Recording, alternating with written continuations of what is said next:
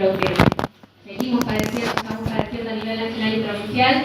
En Merlo siempre no, a partir del 2015 sentimos que pudimos recuperar la democracia y eso fue producto de, desde luego, la decisión política de nuestro compañero intendente Gustavo Menéndez y de todas las organizaciones a las cuales él convocó y acompañó, y todos y todas fuimos en conjunto construyendo esa gran victoria en el 2015. Y traigo esto a colación porque creemos profundamente que el contexto que estamos viviendo hoy a nivel nacional y provincial también vuelve a llamarnos a la unidad, y creo ahí, vuelvo a reiterar esto, Merlo ha sido ejemplo de ese trabajo profundo que hicimos todas las organizaciones junto a todos los vecinos y vecinas, y creo que todos estamos convencidos. Hoy es un gran ejemplo también acá en esta localidad paduense, que nos estamos encontrando diferentes expresiones del campo nacional y popular para escuchar esta voz, para debatir, para pensar estrategias de cómo podemos entre todos y todas afrontar los desafíos que se vienen, que estamos construyendo, ¿no? Nosotros decimos no hay posibilidad de 2019 si no podemos transitar un 2008, que ya lo estamos terminando. ¿Qué año dije?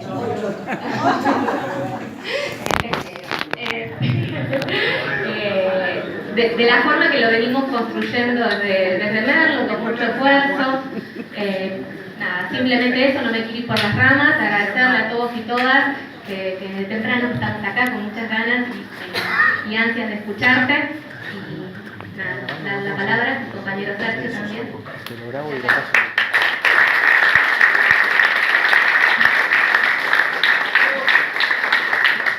Bueno, gente, yo voy a ser breve porque la verdad que estoy ansioso por escucharlo.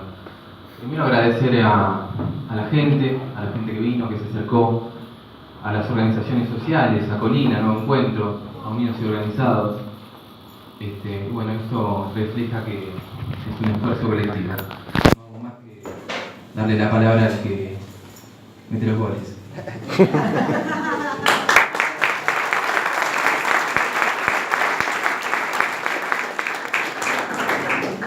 Bueno, los agradecimientos de rigor a las compañeras y a los compañeros que nos invitaron, que hicieron posible que estemos acá, a todos los que se acercaron esta tarde. Disculparme, ustedes saben que la ciudad de Buenos Aires está absolutamente colapsada por el tema del G20, así que uno calcula un lugar y termina llegando en otro. Seguramente saben que eso es así. Y proponerles alguna reflexión. Y la verdad, yo les soy muy franco. A veces tengo ganas de hablar y a veces no tengo más ganas de hablar, porque me paso hablando. Pero hace 3 o 4 días que vengo trabajando algunas ideas que voy a tratar de articular hoy en público, así que les voy a pedir esa licencia, que se entienda que fundamentalmente la segunda parte de las cosas que voy a decir las voy a pensar con ustedes en voz alta. ¿Qué está pasando en la región?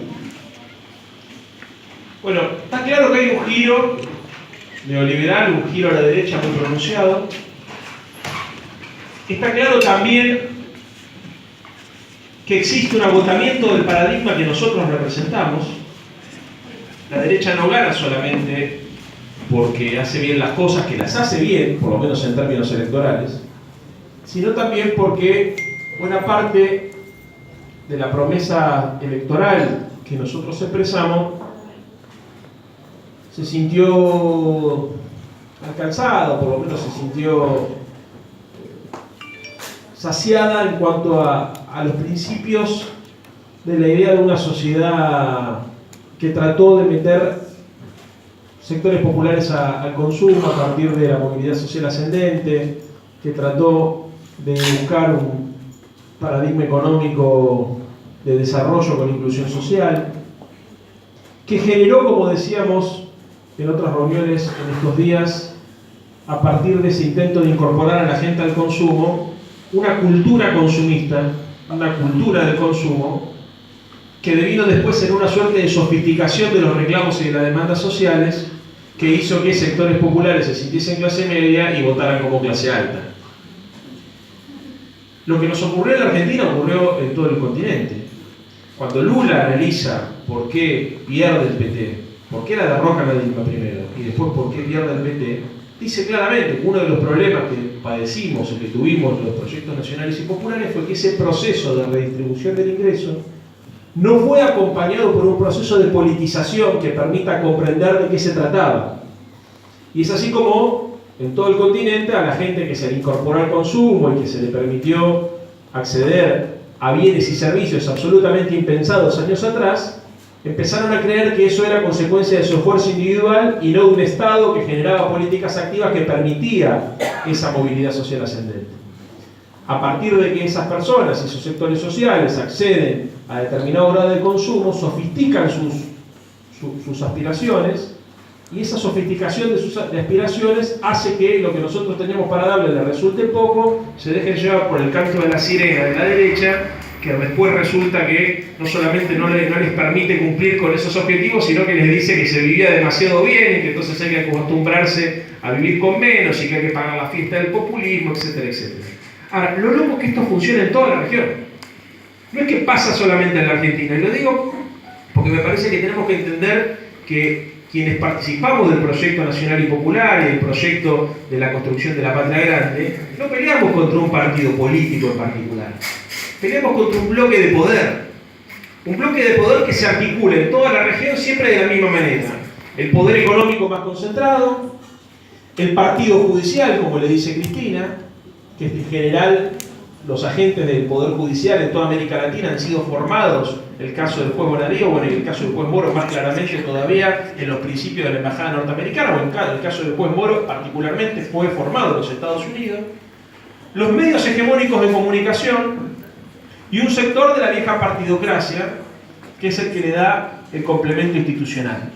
Y yo le agregaría otro elemento a este bloque de poder, que son los servicios de inteligencia, que en general están laburando en tándem con los servicios de la Embajada Norteamericana y con un sector de los PAC, en realidad con los servicios también de inteligencia de la Embajada de Israel, que tiene mucho que ver en la producción de contenidos e incluso de políticas públicas, digamos, que parezca increíble que estas potencias, pero si ustedes ven lo que compra, por ejemplo, Patricia Bullrich para armar a su ministerio, se van a dar cuenta que hay un negocio cuyo marido es el principal articulador con la Embajada de Israel y tiene que ver con la compra y venta de armas. Pero bueno, estamos hablando de un bloque de poder que opera de manera regional. ¿Qué busca este bloque de poder? En el caso argentino busca estigmatizar el peronismo. Está claro que cada vez que dicen que hay una decadencia que arranca hace 70 años atrás, dicen 70 años atrás para no decir 73, pero el problema de ellos arranca en 1945. Segundo lugar, tratan de poner al peronismo y a todas las fuerzas populares, en su momento lo hicieron con Irigoyen, ya lo habían hecho con Alfonsín también, obviamente lo hicieron con Néstor y con Cristina, pero tratan siempre de poner a todos los partidos populares, a todos los proyectos populares, de manera regional, porque ahí obviamente entra Correa, entra Lula, en una suerte de gran familia de partidos que ellos denominan el populismo, desde una lectura completamente diferente de la que la denominamos nosotros a partir de las lecturas de Laclau.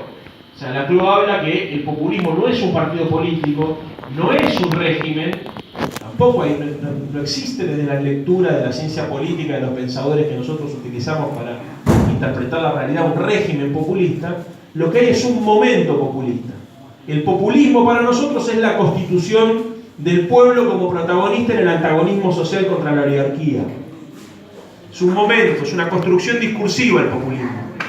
El populismo para la derecha es una forma de estigmatizar a los partidos populares, ¿no?, asociándolos con categorías desprestigiadas como puede ser el clientelismo, la violencia, el autoritarismo. ¿Se entiende? O sea, cuando ellos hablan de populismo, no lo leen en la misma clave que lo leemos nosotros, lo hacen a partir de una manipulación del lenguaje que les permite crear sentido.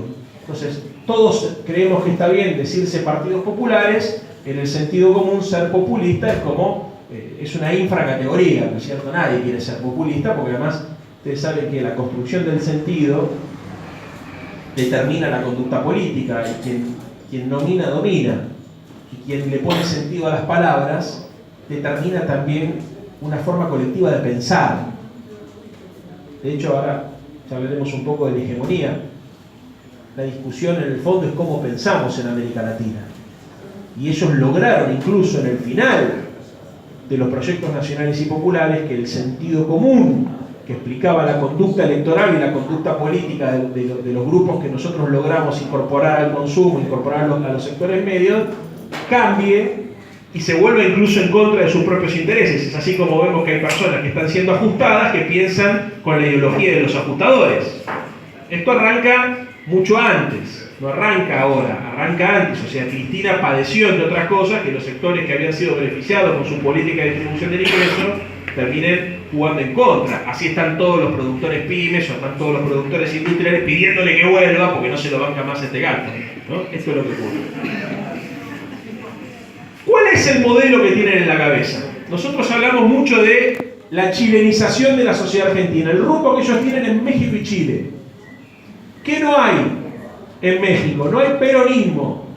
Insisto mucho con esto, porque en el peronismo yo resumo que, a pesar de que ustedes saben que vengo del radicalismo y me siento alfonsinista, y mi identidad sigue siendo el alfonsinismo, entiendo perfectamente que cuando el adversario o el enemigo político nos caracteriza como populistas y se la agarra contra el peronismo, no se la agarra por las cosas buenas, mejor dicho, por las cosas malas que tiene el peronismo, que las tiene, ¿no? Sino se las agarra por las cosas buenas. Ya Alfonsín había advertido que había muchos radicales que se habían afiliado a la Unión Cívica Radical para pelear contra lo bueno del peronismo. Por eso él era gorila. Raúl decía en vida, guarda, que el peronismo cometió muchos errores, como los cometimos nosotros naturalmente, pero mucha gente eligió afiliarse a la UCR para pelear en contra del avance social. Y es así como se explica toda una tendencia antipopular en el radicalismo. Bueno, eso, digamos, obviamente también articula el pensamiento político contemporáneo de lo que serían hoy los nuevos neoliberales y trabajan permanentemente en contra de un objetivo, que es la idea de una sociedad organizada, concientizada, movilizada y politizada. En Chile no hay tasa de sindicalización, es muy baja la tasa de sindicalización, no existen los sindicatos, por eso es el país más desigual de América Latina. La tasa de explotación es muy superior a la que existe en la Argentina, o sea, en Chile te pagan mucho menos por trabajar mucho más y no existen derechos sociales ni cobertura social. La tasa de sindicalización hace que los salarios alta de Argentina, hace que los salarios de nuestro país sean muy superiores, incluso ahora, a pesar de que obviamente ya con la devaluación estamos cayendo en picada, a lo que es la tasa promedio del continente y de la región, ni hablar en la época de Cristina. O sea, ¿a qué vino la derecha a bajar salarios? ¿Y cuál es su objetivo político? Bueno, es destruir el sindicalismo, destruir el peronismo, destruir los proyectos populares, destruir la Cristina y a todo lo que representa. Cuando hablo de Cristina puedo hablar de Lula, puedo hablar de Correa, puedo hablar de cualquiera de ellos, porque la intención es achicar el gasto público, achicar el consumo, achicar salarios y jubilaciones. Este es el plan estratégico que ellos tienen en la cabeza. Reducir el Estado. En Chile no hay el régimen previsional que tenemos en la Argentina. Hay un régimen como el que teníamos en los 90, las AFP, las aseguradoras de fondos de pensión, que son privadas. Acá tenemos todavía al día de hoy, resistiendo como se puede, porque seguramente va a ser un objetivo de la derecha destruirla en el corto plazo, un régimen solidario de reparto. Hay un pacto intergeneracional que hace que los jóvenes transfiramos riquezas e ingresos a los más viejos y que además incluso la sociedad, a partir de un sistema mixto donde el ANSES se financia con parte de los aportes y las contribuciones al trabajo y además también se financia con parte de los impuestos generales, tenemos una tasa de cobertura previsional del 97%. Esto le jode a la derecha. Cuando la derecha habla de terminar con el déficit fiscal, grabémonoslo esto en la cabeza porque es de verdad el motivo central de la disputa política en el continente y particularmente en la Argentina. Habla de destruir el sistema previsional, habla de destruir el sistema de seguridad social. Nosotros hoy desde el ANSES tenemos casi el 100% de la cobertura previsional completa. Todos y todas en la Argentina tienen un cheque del Estado que les permite, entre otras cosas, digamos, poder morfar. Cada vez se complica más porque se va retrasando por la jubilación y por las modificaciones que hicieron en la fórmula, pero existe. Existe la asignación universal por hijo, existen pensiones por distintos motivos, digamos, por invalidez algunas, pensiones a sectores vulnerables también que han sido contenidos con una política de cobertura social muy activa. Bueno, esto es lo que está en el centro de la discusión. ¿Qué buscan ellos? Transformar la estructura social. transformar la estructura social. ¿Y qué es la estructura social? Son básicamente tres cosas. Primero, los ingresos. Yo le llamo IPA, para que ustedes se acuerden y los que maticemos. IPA. Primero, los ingresos. Buscan reducir ingresos medidos en dólares, con el verso de que así van a venir las inversiones. Y que reduciendo los ingresos de la gente, aumenta la rentabilidad de la empresa, entonces hay atractivo para venir a invertir. En segundo lugar, las prestaciones. Esto de que sucede en Chile, o que no sucede en Chile y que sucede en la Argentina, esto de que hay un Estado que, por ejemplo, te paga los remedios. Bueno, eso en el credo neoliberal es un pecado imperdonable, es un pecado capital. Que el Estado te pague los remedios y que intervenga para que no te caigas muriendo por una diabetes, por ejemplo, eso en el credo neoliberal, todo lo que tenga que ver con prestaciones sociales, está mal visto. Y por último, tema clave, el tema de las aspiraciones. El problema que tienen los neoliberales con la Argentina es que nosotros no nos resignamos a ser pobres. A nosotros no nos gusta vivir subordinados. Somos un pueblo, como decía el Papa ayer, indisciplinado, revoltoso. Es impensable para la mayoría de los países de América Latina imaginarse las tensiones sociales que se viven en la Argentina como consecuencia de que hay un movimiento obrero importante, partidos políticos populares importantes, que hay una búsqueda por mejorar nuestra condición de vida. Hay una suerte de lógica que nos pone a todos en una suerte de insatisfacción colectiva, que yo la veo positiva, porque esa insatisfacción colectiva es la que ha permitido que la Argentina sea uno de los países más iguales del continente y que ha permitido, entre otras cosas, que le demos que la Universidad de Buenos Aires, por ejemplo, le dé 5 premios Nobel, ¿no es cierto? Habrá tenido 5 premios Nobel, y que ha permitido, entre otras cosas, que la proyección de vida de nuestras compatriotas y de nuestros compatriotas sea la más alta en términos hasta incluso de calidad de lo que es en el continente. Ahora, esta estructura, la estructura social de la Argentina, ingresos, prestaciones sociales y aspiraciones, para ser modificada de manera sostenible en el tiempo, no alcanza con ganar una elección. No alcanza con ganar una elección que te baje los salarios, que te recorte las prestaciones y que te modifique las aspiraciones. Ellos necesitan garantizar cambios permanentes. Y los cambios permanentes son siempre cambios culturales. Siempre lo que va a estar en el trasfondo del debate político en la Argentina y en América Latina también, en nuestro caso creo que se ve todavía más clara, porque venimos de una posición mucho más favorable de lo que viene en otros países, es el tema cultural. El neoliberalismo, antes de ser un proyecto económico, es un proyecto cultural. Entonces ellos tienen claro que primero quieren transformar la estructura social. O sea, nosotros, digamos, también queremos transformar la estructura social, pero en el sentido inverso a como la quieren transformar ellos. Nosotros creo que la sociedad se dibuja como una pirámide. Bueno, los partidos populares buscamos que esa pirámide sea lo más chata posible. Los partidos oligárquicos o elitistas buscan que la pirámide sea lo más empinada posible. ¿Qué significa? Pocos arriba con mucho y muchos abajo con poco, pero disciplinados, en silencio, contentos de su situación de subordinación. No alcanza solamente con tener poco, necesitan que te acostumbres a tener poco y en el fondo hasta que disfrutes tu posición. Vieron que ellos, desde el cinismo que los caracteriza muchas veces, durante el 2016 decían, bueno, cada uno tiene que cumplir el rol que tiene y si te tocó ser mucama, tenés que ser la mejor mucama y cumplir bien tu función, ¿no es cierto? En definitiva te pedía que te resignes a esa condición de subordinado, ¿no es cierto? Y que no le rompa las pelotas a ellos. Para transformar la estructura social de manera permanente necesita modificar el contrato social. ¿Qué es el contrato social? Son premisas ideológicas, culturales, filosóficas sobre las cuales nos organizamos como sociedad. ¿Qué buscan ellos? En primer lugar, como diría Cristina, una democracia de baja intensidad, una democracia precarizada. ¿Y eso cómo se consigue? Bueno, logrando que la sociedad acepte y reclame, increíblemente, porque va en contra de sus propios intereses, un Estado mínimo, una economía de libre mercado, una sociedad jerárquica. El contrato social de la Argentina, hasta acá, gracias al irigoyenismo primero y al peronismo después, fue un contrato absolutamente igualitario, exigente. Nosotros siempre nos formamos en la idea de la movilidad social ascendente, ¿no? O sea, no te alcanzaba con ser de clase media, vos peleabas para que tus hijos o tus hijas vivan mejor de lo que vivís vos, para que tengan más capacidades, más libertad para poder desarrollar su proyecto de vida.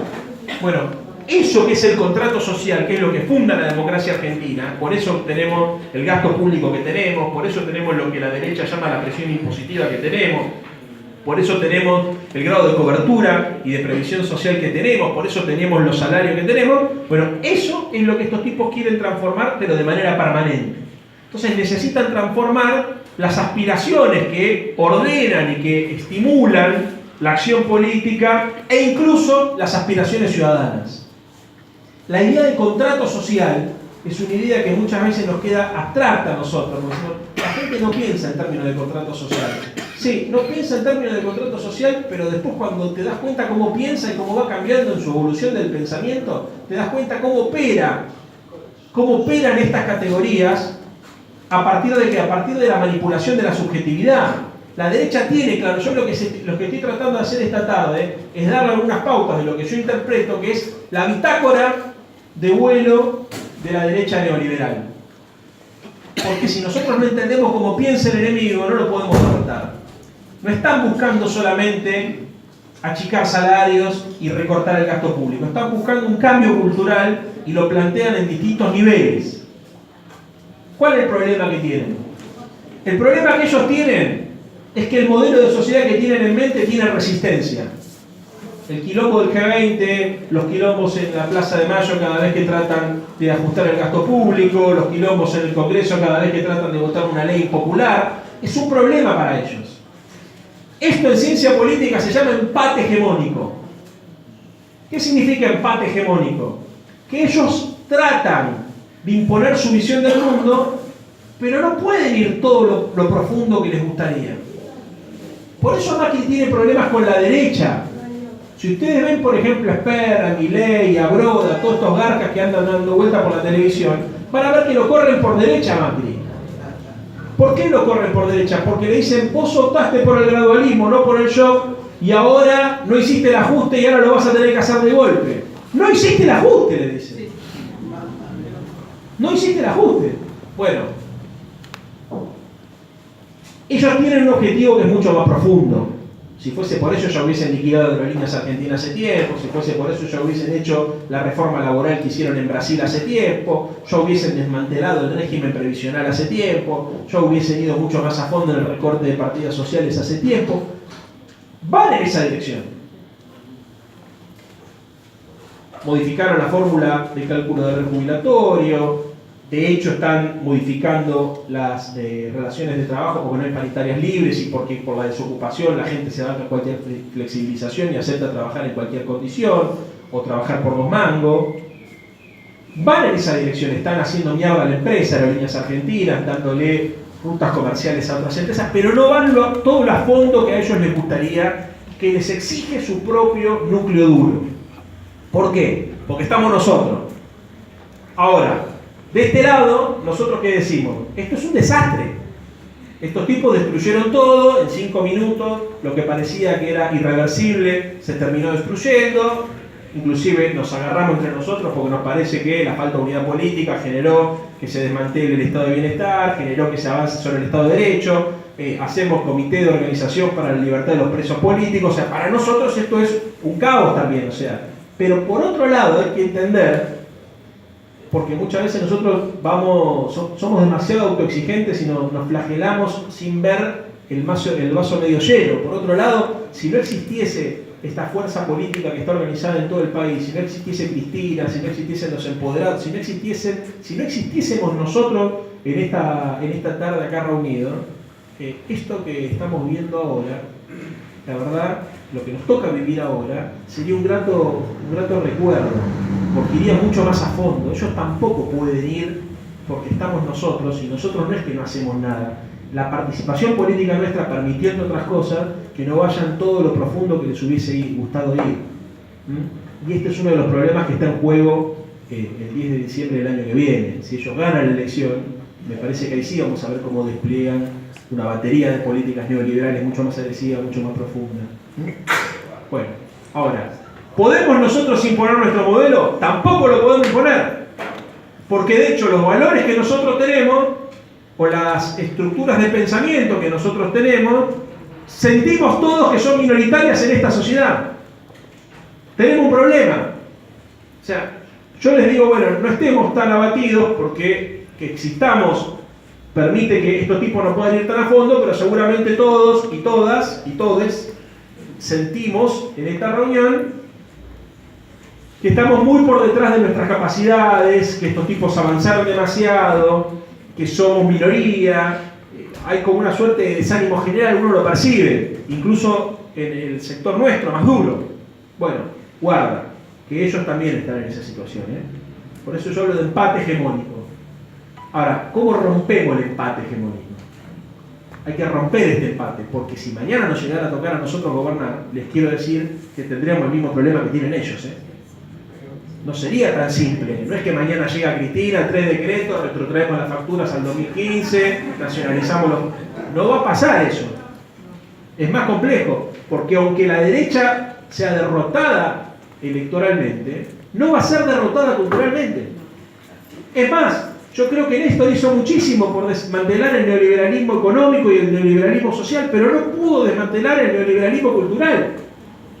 No pudo tampoco Evo, no pudo Correa, no pudo Lula, y ahí mírenlos a los muchachos, uno en cana, el otro exiliado, y nosotros con Cristina viendo cómo nos comemos todo el tiempo una mague para tratar de encarcelarla. ¿A qué se debe esto? Que culturalmente también hay un terreno de disputa, pero yo podría decir que en ese punto la derecha nos ha sacado una ventaja, porque en la desmovilización y en la apatía ellos tienen un aliado. O sea, nosotros tenemos más militantes de lo que tienen ellos, y el grado de conciencia política que tienen los nuestros es muy superior al que tienen ellos. Pero esa franja que está en el medio, que le importa 3 carajos la política, aunque electoralmente a veces nos vota a nosotros porque le conviene, termina pensando como piensan ellos. Y hay un voto inclusive a Cristina, que es un voto reaccionario, o sea, de fundamentación reaccionaria. Mucha gente que la vota porque es consciente que le fue mejor en el gobierno anterior, pero que dice los negros acá al lado le dieron 3 planes. Y son votos nuestros. Ojo. Ni hablar otros sectores de la sociedad que por ahí siente que en todo caso le dieron lo que se merecían, pero no entienden el sacrificio que se hizo de manera colectiva. Hay un neoliberalismo cultural muy profundo. Y les digo más. Estoy como si estuviese hablando en mi casa, pero... En Brasil es mucho peor. Lula sacó ¿cuánta gente de la pobreza? ¿50 millones? 50 millones de la pobreza y todavía está en cana. Y no hay nada para tenerlo preso, ¿eh? Nada, no hay un solo papel, no hay un solo documento. Entonces cuando uno ve la pasividad de ese pueblo, la falta de agradecimiento de ese pueblo, dice, algún problema tenemos. ¿Cómo es el modelo de operación cultural de la derecha? Perdón, si esperaban un acto más aguerrido, pero hoy tengo ganas de pensar esto, así que... Yo creo que ellos tienen al menos 3 categorías que ordenan, o 3 claves que explican cómo ellos trabajan culturalmente en este proceso de construcción de hegemonía. La hegemonía, porque muchas veces también es una palabra que se usa mucho, se define en términos de la dirección intelectual y cultural de una sociedad.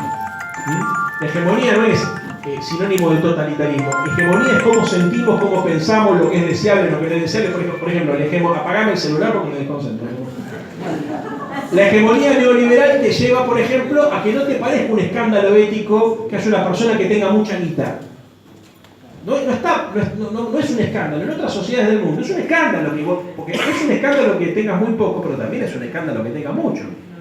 Porque una cosa está vinculada con la otra. Claro, es una falta de respeto, no solamente demostrar, sino tener.